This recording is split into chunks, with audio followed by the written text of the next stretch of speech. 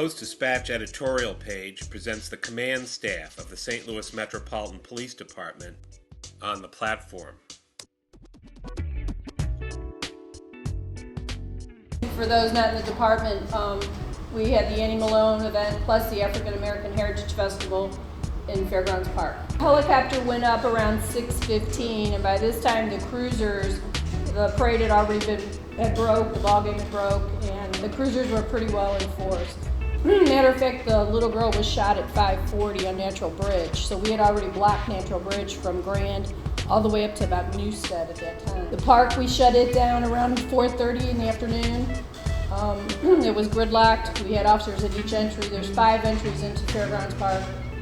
We would only allow people exit and they couldn't enter anymore.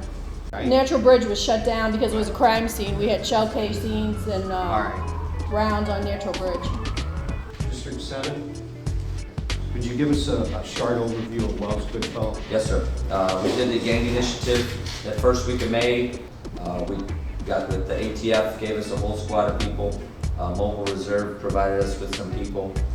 Crime Suppression provided us with people. The entire North Patrol Bureau came in uniform. But May 9th was the big night. We brought the comm van and parked it right in the block, right in 5900 block of Wabra, which was the block that really gave us problems last year. It was quiet. This week alone, we've taken 12 weapons out of the Wells Goodfellow neighborhood, and specifically around the Horseshoe, and almost 300 pounds of marijuana. Does the neighborhood, can they tell if something's going on? Yes, oh yeah. Somebody said Public Defender's Office actually asked what's going on in Wells Goodfellow. The U.S. Public Defender's Office asked what's going on in Wells Goodfellow because there's been so much activity coming their way. That's great. District 3?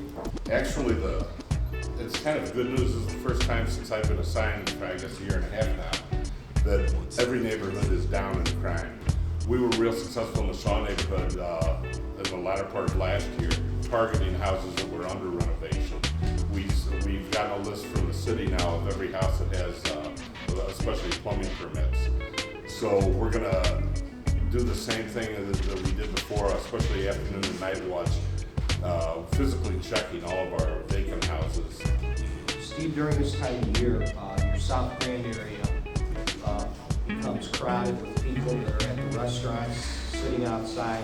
And I know you had a couple of incidents before. What are you going to do this year to ensure that doesn't happen? What we're doing is increasing our foot patrol. We have a permanent foot beat up there, plus we have overtime foot beat. District 6, Captain Edwards Fierce. Good morning. The District 6 robberies continue to plague us. We've got a special detail out there involving 6 district people. We've made at least 10 arrests since it started, April the 28th. If you notice, our average also down this week. And I'm sure it's largely due to the fact that we've got such a presence out there. District 1.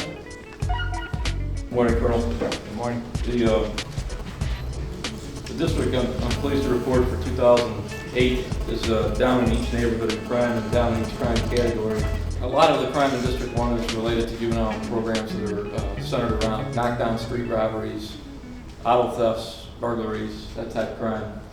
We compiled a list in April of last year of juveniles, this is 07, of juveniles that lived in District 1 that were referred to juvenile court for those crimes. And after compiling the initial list, there were about 110 kids, 120 kids on the list. Right now it's up to 161, and what we do is use our public problem property officer, Ed Reese.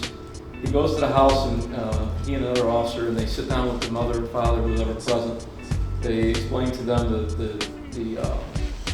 fact that their child is a neighborhood nuisance. If it's a rental property, the owner of the house is contacted and made aware of what's going on. So we're kind of coming at them from a different angle, and that's the fact that where they live is in jeopardy because their kids out stealing cars at night. And we're trying to make the mother or the father or both be more responsible in terms of what they're doing with their kids. The interesting thing about the program is there's 161 kids on the list. The recidivism rate is only 8 kids. And you'll note on the map that the self-initiated activity is We have a hostage situation going on, so everybody's pager's going off. It's your district office. I see that. Does that mean I can leave? No. Nice try, Captain, but you finish your report. You may have called it in. I can. I need to see Lieutenant Kreisman, Ed Pistacco, Major Filla, Captain Giesecke, please.